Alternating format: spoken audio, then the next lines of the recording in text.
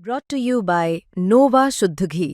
जब जब खाए दिल खुश हो जाए, सदियों का नोवा शुद्ध देसी घी, सपना स्वस्थ भारत का। I love घी।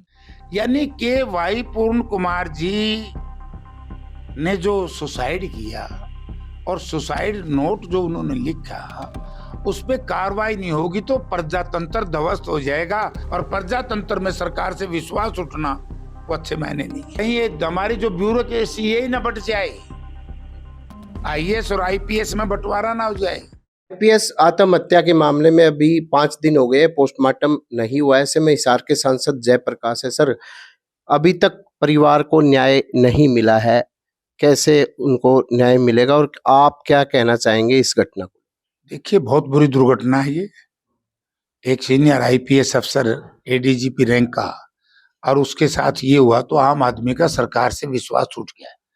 और जो बात हम लोकसभा के चुनाव से पहले कहते थे वो सिद्ध होगी कि भारतीय जनता पार्टी की सरकार यदि केंद्र में संपूर्ण बहुमत से आई, कह रहे थे बीजेपी के कई कैंडिडेट, बोला 400 सीट दे दो संविधान बदल देंगे।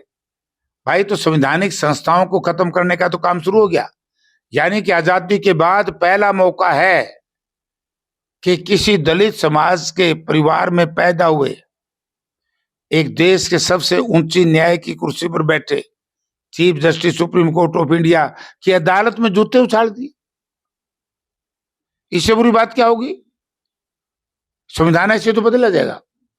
पूंजीवाद की जो बात हम बार बार कह रहे हैं, ये पूंजीवादियों की सरकार है, तो इसे तो पूंजीवाद आएगा, गरीब आदमी गरीब होता जाएगा। और ये तो आरएसएस के मुखिया ने भी मान लिया कि 11 साल में गरीब गरीब होता गया, अमीर अमीर होता गया। यही बात राहुल जी जो बात कहते थे वो मान लिया आरएसएस ने कि भी 5% लोगों पे देश का सरमाया इकट्ठा होने लग रहा है, उसके खिलाफ राहुल जी लड़ाई लड़ रहे हैं और यही बात अब उन्होंने मान ली।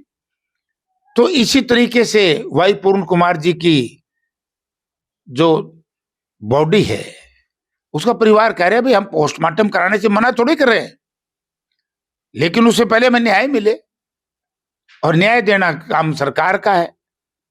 सरकार न्याय नहीं देगी तो क्या करेगा? और फिर इसको बार बार प्रयास किया जा रहा है राजनीति से जोड़ने के।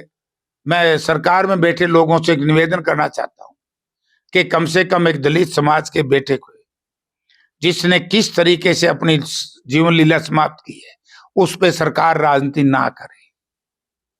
कांग्रेस पार्टी केवल इसलिए नहीं है कि वो दलित समाज से, कांग्रेस पार्टी इसलिए उनके साथ खड़ी है।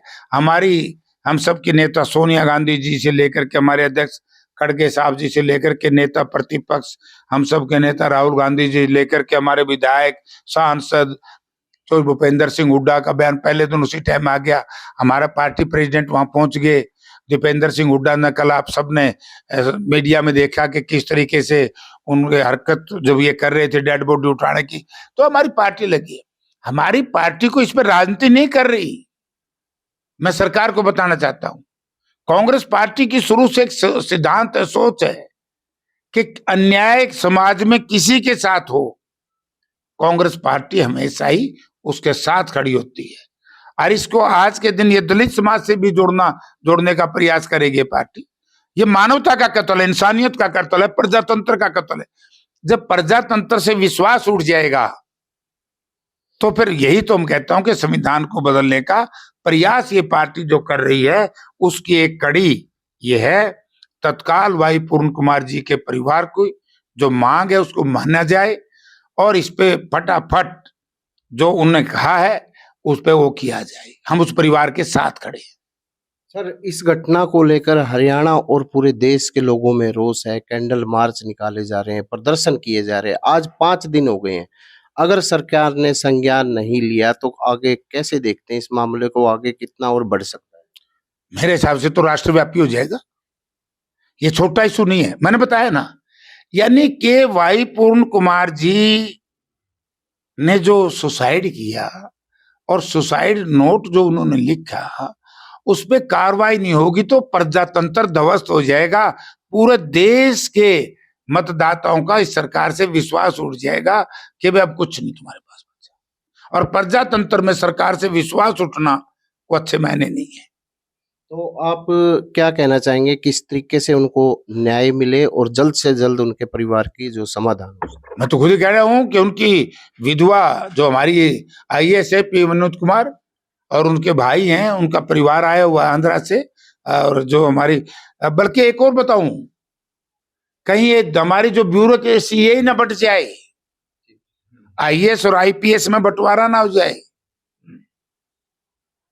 ये तो संवैधानिक ढांचा भी खत्म हो जाएगा अगर सरकार ने फटाफट ये फैसला नहीं लिया।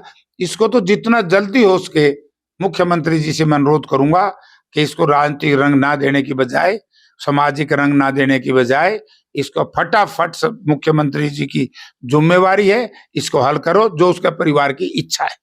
जो आईएएस जो आप बात कर रहे हैं, आईएएस लॉबी की भी एक मीटिंग हुई थी, काफी आईएएस अधिकारी भी उनके अब समर्थन में आ गए हैं, तो क्या आप देखते हैं? मैं तो खुद ही कहने लग रहा हूं यार, एक इंसानियत का कत्ल हुआ, सारा देश आएगा।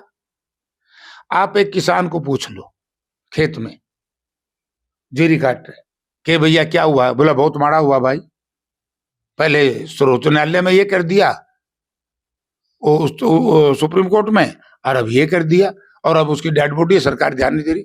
आप एक पाड़ी डंगर चरा रहे, उससे जाके पूछ लो, कोई मजदूर मजदूरी करे उससे जाके पूछ लो, कोई दुकानदार से पूछ लो।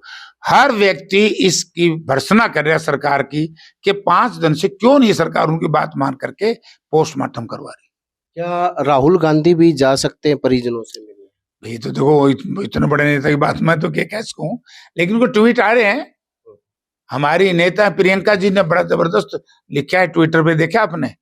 कांग्रेस पार्टी तो सारी, सोनिया जी ने भी, खड़गे साहब ने भी, हमारी पार्टी सारी लगी हुई है।